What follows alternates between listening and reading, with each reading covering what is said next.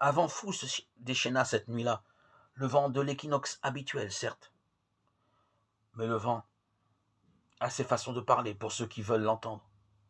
Celui-là était tempétueux. Il disait la colère et le déchirement. Il agita de palpitations menaçantes le grand voile du temple, comme si les mânes des prophètes s'en étaient emparés avec l'intention de le déchirer. Il malmena le linge que les femmes avaient mis à sécher sur les terrasses de Jérusalem et des environs, en voyant les caleçons des vierges et des barbons volés sur les remparts et même au-delà sur les arbres du mont des Oliviers. Il échevela les arbres, secoua les portes et claqua avec colère les volets qui n'étaient pas loquetés, cassant à l'occasion les bobinettes. Il pourchassa les immondices terrorisés dans les caniveaux de la ville et chanta un traîne haletant et mugissant dans la vallée de Typo-Rayon, tellement pathétique que sur le pont de Sixtus, des gens prirent leurs jambes à leur cou, croyant entendre hurler les morts mécontents. Il tint la ville éveillée dans l'appréhension de l'indisciple. Le vacarme qui l'entraîna, tuiles arrachées, enseignes descellées, poteries fracassées sur les terrasses, tira Cratil de son sommeil.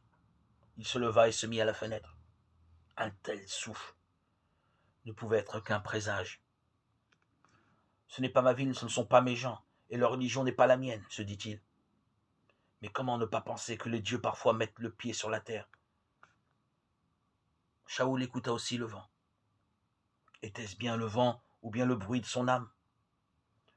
Quand l'aube mit fin au défilé de somnolence lardée de cauchemars qu'avait été sa nuit, il se retrouva pâteux. Il ne quitta pas la maison, ne s'entretint avec personne. Le lendemain, il demeura également muet, retranché dans sa chambre. Sa femme s'alarma et lui répondit seulement d'une voix rauque. Cet homme est irrésistible. Elle savait de qui il parlait. Elle eût dû se réjouir. Mais comme tant de femmes, elle s'était lassée des émotions des hommes, et en tout cas de celui-là.